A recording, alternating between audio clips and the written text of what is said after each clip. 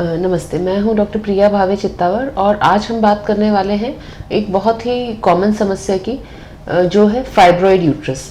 हमें पता है कि फाइब्रॉइड ये एक बच्चेदानी के ट्यूमर होते हैं और ये बहुत ही आम है। एक अनुमान के हिसाब से यदि 30-40 वर्ष की महिलाओं की बात करें तो लगभग 20 से 30% महिलाओं को फाइब्रॉइड पाए जाते हैं। फाइब्रॉइड जब डायग्नोस होता है तो मन में बहुत सारे सवाल आते हैं। एक डर रहता है कि क्या इसका ऑपरेशन ही होगा, क्या इसमें कोई कैंसर का खतरा है। तो इस वीडियो के माध्यम से हम जानेंगे कि फाइब्रॉइड क्या है, ये क्यों होते हैं और इनका उपचार किस स्थिति में करना आवश्यक है और क्या क्या तरीके हैं जिससे हम उपचार कर सकते हैं।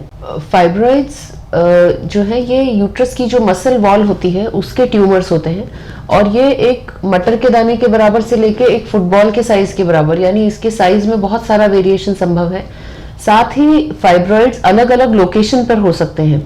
कई फाइब्रॉइड्स जो हैं वो बच्चेदानी की अंदरूनी लेयर के पास होते हैं जिन्हें सब म्यूकस फाइब्रॉइड्स कहा जाता है।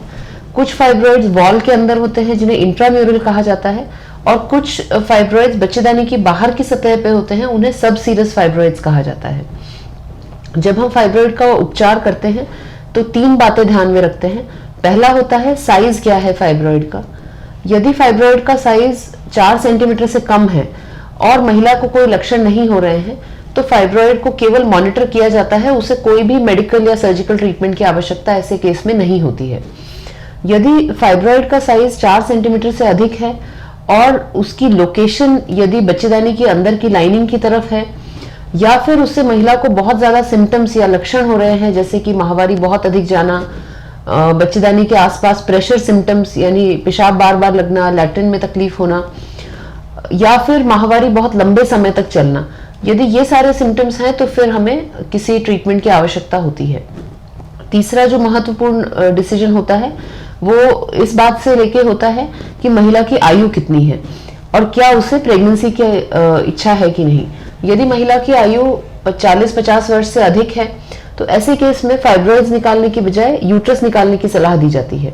यदि महिला अपनी फर्टिलिटी प्रिजर्व करना चाहती है और उसे फाइब्रॉइड है तो अलग अलग तरीके हैं जिससे फर्टिलिटी को बिना नुकसान पहुंचाए, बच्चेदानी को बिना नुकसान पहुंचाए हम केवल फाइब्रॉइड्स को निकाल लेते हैं। यदि हमारा फाइब्रॉइड बच्चेदानी की अंदरूनी लाइनिंग पर है या फिर उसका साइज 4 सेंटीमीटर से अधिक है या फिर महिला को बहुत ज्यादा सिम्टम्स हो रहे हैं, ऐसे केस में फाइब्रॉइड का ट्रीटमेंट आवश्यक होता है। अब हमारे पास में एक मेडिकल मैनेजमेंट का ऑप्शन है जो कुछ महिलाओं के लिए अच्छा है। एक टैबलेट है जिसे यूलिप्रिस्टॉल एसीटेट कहा जाता है। यूलिप्रिस्टॉल एसीटेट टैबलेट से फाइब्रॉइड का साइज जो है वो धीरे धीरे छोटा हो जाता है, परंतु इस ट्रीटमेंट को 3 से 6 महीने तक लेना पड़ता है और इसमें फाइब्रॉइड कंप्लीटली डिसअपियर तो नहीं होता पर उसका साइज जो है वो छोटा हो जाता है। कुछ इंजेक्शंस होते हैं GnRH एगोनिस्ट के, जिससे 3 से 6 महीने लेने के बाद में फाइब्रॉइड का साइज भी कम होता है और इसके अंदर का रक्त का प्रवाह भी कम हो जाता है, तो पेशेंट को सिम्टम्स में भी कुछ फायदा मिलता है। यदि मेडिकल मैनेजमेंट एक सही ऑप्शन नहीं है ऐसा आपके डॉक्टर समझते हैं तो फिर हमारे पास में हिस्ट्रोस्कोपी और लैप्रोस्कोपी ये बहुत अच्छी मोडालिटीज है जिससे फाइब्रॉइड का इलाज हो सकता है। हिस्ट्रोस्कोपी के द्वारा यूट्रस की अंदर की लाइनिंग पे जो फाइब्रॉइड्स हैं उन्हें रिसेक्शन की टेक्निक से निकाल दिया जाता है। इस टेक्निक में कोई पेट पे चीरा नहीं होता, टाका नहीं होता और 1 या 2 दिन में मरीज की छुट्टी हो सकती है। यदि फाइब्रॉइड बच्चेदानी की वॉल के अंदर है या वॉल के बाहर है, फिर लैप्रोस्कोपिक मायोमेक्टमी यानी दूरबीन के द्वारा फाइब्रॉइड की सर्जरी की जाती है।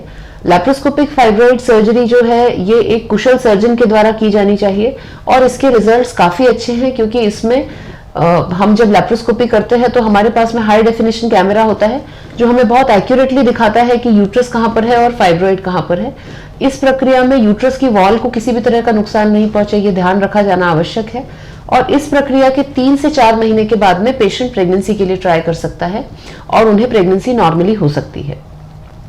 जो लास्ट ऑप्शन है उन महिलाओं के लिए जिनके फाइब्रॉइड्स बहुत बड़े हैं, 1 से ज्यादा फाइब्रॉइड्स हैं उनके बच्चेदानी में, या फिर उनकी चाइल्ड बेयरिंग कंप्लीट हो चुकी है, उनकी आयु 40 से 50 वर्ष से अधिक है, ऐसे पेशेंट्स को हिस्टेक्टोमी यानी यूट्रस ही रिमूव करने की सलाह दी जाती है। परंतु अब यूट्रस भी लैप्रोस्कोपी के द्वारा निकाला जा सकता है। ये अब एक ऑलमोस्ट 1 दिन का प्रोसीजर हो गया है।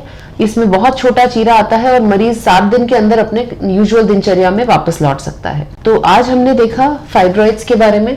हमने जाना कि अब ऐसी भी मेडिसिन आ गई हैं जो फाइब्रॉइड्स को श्रिंक कर सकती हैं यदि मेडिसिन आपके केस में सूटेबल नहीं है तो आप हिस्ट्रोस्कोपी या लैप्रोस्कोपी के द्वारा फाइब्रॉइड से निजात पा सकते हैं।